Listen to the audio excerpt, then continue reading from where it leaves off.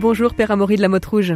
Bonjour Agnès. Vous êtes prêtre sur l'ensemble paroissial Cathédrale Couture Saint-Benoît au Mans. Vous êtes également prêtre accompagnateur du pôle Jeunes et Vocations. Et aujourd'hui, on va parler d'un thème important, l'engagement. Alors en tant que chrétien, c'est un mot qu'on entend beaucoup, mais est-ce que c'est vraiment une nécessité ? Et surtout, quelle est la place du chrétien dans le monde dans lequel on vit ? L'engagement, Père Amaury, si on fait un petit focus sur le vocabulaire, ça veut dire quoi au juste ? Oui, qu'est-ce que c'est que s'engager ? Dans le langage courant, par exemple, on dit que l'armée engage des forces sur un théâtre d'opération. Quand on signe un CDI avec un employeur, il y a quelque chose d'un contrat de travail. Donc le salarié et puis l'employeur s'engagent l'un envers l'autre. On parle aussi d'engagement politique ou syndical. Dans un autre domaine, quand un homme et une femme s'aiment, ils ont aussi le désir de s'engager et de mener une vie commune, ensemble, de fonder une famille. En fait, s'engager, c'est un peu orienter notre vie dans une direction donnée, avec cette idée aussi de constance aussi, puis de fidélité, de pouvoir faire quelque chose aussi, de notre existence. Mais alors du coup, c'est vrai, on peut se poser la question, oui, mais alors, l'engagement chrétien... C'est quoi ? Qu'est-ce que c'est ? En fait, dans la vie chrétienne, on en a déjà parlé ensemble, Agnès, mais il est bon toujours de revenir au Christ, qui est pour nous la référence, de revenir à l'Évangile. Et Jésus dit « Je suis au milieu de vous comme celui qui sert ». Et il le dit au cœur du repas de la Cène, alors qu'il sait très bien que c'est son dernier repas, qu'il va être livré exactement, qu'il va livrer sa vie, qu'il va anticiper d'ailleurs le fait de donner sa vie dans ce repas et qu'on en fait mémoire tous les dimanches. Le Seigneur nous y invite. Et la Bible nous rappelle aussi l'amour de prédilection pour les petits, pour les fragiles. Dans l'Ancien Testament, Dieu rappelle à son peuple la nécessité de prendre soin de la veuve, de l'orphelin, de l'immigré. Et c'est même la condition sine qua non pour rester en terre promise. Les deux sont un peu liés. Et dans l'Évangile, on voit aussi Jésus prendre soin des personnes qu'il rencontre, notamment des plus fragiles, des malades, des boiteux, des estropiés. L'Église, le peuple de Dieu, l'ensemble des chrétiens, à la suite de son maître, s'est occupé aussi des plus petits, pour être à leur côté avec eux. Donc ça veut dire, Père Amaury, que le chrétien, il a encore plus que les autres l'obligation de mouiller la chemise. En fait, comme tout le monde, et à un moment, c'est de suivre aussi notre conscience. Mais en tout cas, Jésus nous y invite et il est pour nous un modèle. Moi, je me souviens, j'étais au JMJ à Cracovie en 2016. Le pape François a invité tous les jeunes de bonne volonté à chausser leurs baskets et à sortir du canapé. Il nous invitait tous à nous bouger, en fait, à nous sortir de nous-mêmes pour nous mettre au service des autres. Je ne suis pas venu pour être servi, mais pour servir, nous dit Jésus. Et si le service a une telle place dans la vie du Christ, il doit aussi en avoir une dans la vie du chrétien. C'est un moment, si on est disciple de Jésus, on va écouter sa parole, la mettre en œuvre dans notre existence. C'est une question de cohérence, en fait. Exactement. Le service, en fait, du coup, c'est ni secondaire, ni marginal. Il fait partie du cœur de la vie chrétienne. Alors, je ne sais pas, quand vous avez une voiture, vous, Agnès, sûrement. Oui. Quand vous achetez une voiture chez le concessionnaire, vous pouvez choisir la finition de l'intérieur, le GPS, l'option, la couleur et tout, quoi. Dans la vie chrétienne, le service, c'est pas une option. Ça fait partie du moteur. Ça fait partie intégrante du moteur de la voiture. Et sans moteur, vous savez bien, une voiture, elle n'est pas prête de rouler. Elle n'est même plus une voiture, en fait. Donc le service, en fait, ça nous sort un peu aussi de notre tiédeur. Parfois, ça nous arrache à l'égoïsme, puis ça nous libère de cette tentation de vivre uniquement pour nous-mêmes. Voilà. C'est ce que j'allais dire, Père Amaury, dans la notion d'engagement dont on parlait il y a quelques instants. Il y a vraiment cette idée de se décentrer de soi-même. Oui, s'engager, c'est permettre aussi au bon Dieu d'élargir notre cœur, aussi aux dimensions du monde.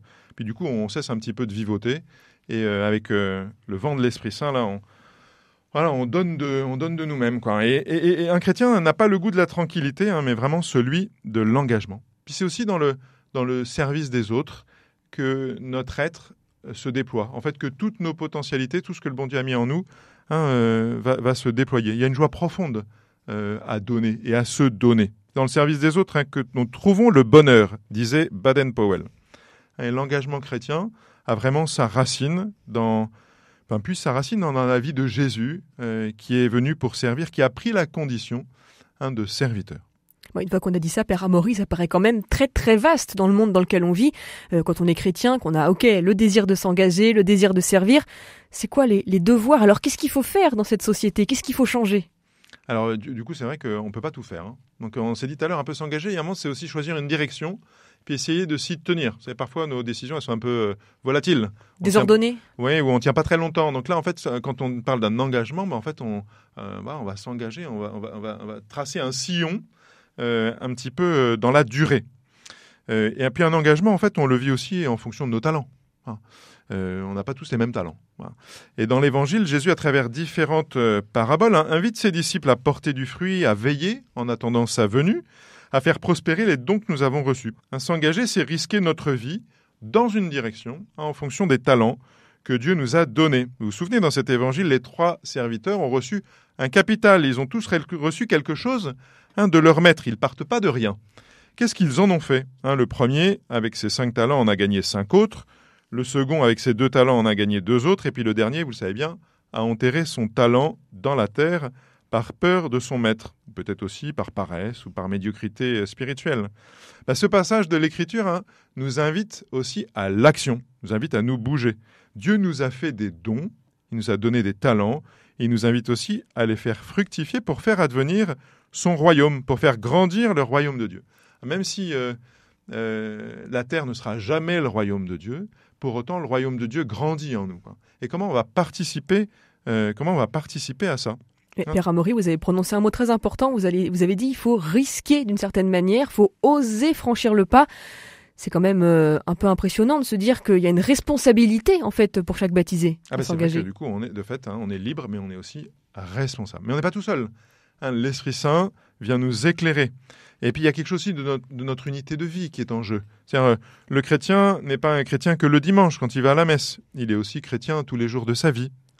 La foi, notre foi vient éclairer, la parole de Dieu vient éclairer aussi nos différents engagements, nos choix de vie, que ce soit le mariage, la vie consacrée, la vie religieuse ou le ministère sacerdotal, mais aussi notre engagement dans le travail, dans la cité, à travers l'engagement politique ou associatif, dans le scoutisme ou dans des associations caritatives. En fait, la question, elle est toute simple, c'est quelle est la volonté de Dieu aussi, puis quel est mon désir ? Comment je vais donner ma vie, quelque chose de ma vie aux autres à travers les talents que le Seigneur m'a fait. Et ça, en fait, personne ne peut répondre pour nous. Et puis, l'engagement de Martin n'est pas celui de Paul. Voilà, donc, on va tous avoir des formes d'engagement différentes les uns ou les autres. Dans cet évangile, toujours des talents, j'y reviens, ce qui est très beau, c'est que le Maître donne à chacun selon ses capacités. Donc, on n'a pas reçu les mêmes talents, mais on a besoin des talents des uns et des autres pour que le monde soit plus juste et plus fraternel. Et en fait, il y a quelque chose d'une joie profonde à mettre en œuvre nos talents et à les déployer. Ça laisse notre cœur à la fois dans la joie et dans la paix. C'est aussi comme ça qu'on devient acteur de notre vie, puis acteur aussi dans le monde. Et notre vocation aussi, on a vocation à transformer le monde. À travers son agir, la personne humaine, elle transforme le monde. À travers son travail, on transforme le monde. Il y a quelque chose d'important. Il y a quand même cette idée qu'on sort définitivement de sa zone de confort. Mais oui, un engagement, il y a un moment, en fait, on va donner de nous-mêmes, on va mouiller un peu la chemise, ce que vous disiez tout à l'heure, et puis ça va nous fatiguer. Voilà, il y a un moment, mais il y a une bonne fatigue. Il y a un moment, il y a une bonne fatigue de dépenser de l'énergie pour les autres et puis pour construire quelque chose ensemble de beau. Et nos engagements, en fait, ils ont vocation, ils ont des natures différentes, mais en fait, quand on dit engagement, il y a cette notion de durée. Comment, en fait, on va durer un petit peu dans le temps. Parfois, c'est un combat. Un engagement, c'est un combat. De tenir un engagement, en fait, il y a un peu comme une promesse aussi. On va tracer un sillon, on va engager notre vie dans une direction et forcément, on va rencontrer des difficultés. Voilà. Mais en fait, il y a un moment, comment on va tenir ? Et on va tenir avec l'aide, pour un chrétien, avec l'aide du Seigneur. Parce qu'il y a un mot qu'on entend très souvent dans les médias ou à la télé, Père Amaury, c'est la crise de l'engagement.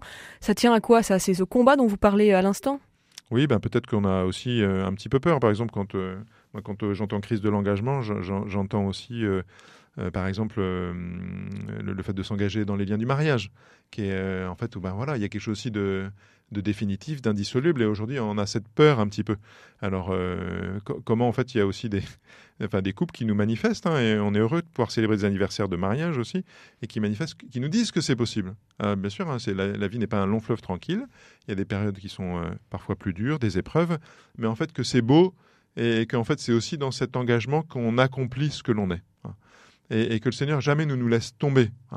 Et il est beau de se le redire. Quand j'ai la joie de célébrer des mariages, je remercie ceux qui justement prennent cet engagement. C'est d'abord Dieu qui s'engage avec eux, qui leur donne la possibilité de s'engager, mais eux aussi font un pas. le Seigneur est présent avec nous, à nos côtés. Il ne nous laissera jamais tomber. Ça fait un peu penser aussi à l'image de la mêlée là, au rugby, où il y a un moment ou un autre... c'est frontal, quoi. En fait, et puis on y va, quoi. Puis on va dépenser de l'énergie, mais le Seigneur s'est acquis la victoire. Et c'est ça notre espérance aussi. Un grand merci, Père Amaury de la Motte-Rouge, pour toutes vos réponses aujourd'hui au micro d'RCF. Je rappelle, vous êtes prêtre sur l'ensemble paroissial Cathédrale Couture Saint-Benoît au Mans. Vous êtes aussi prêtre accompagnateur du pôle Jeunes et Vocations. À bientôt. Au revoir Agnès.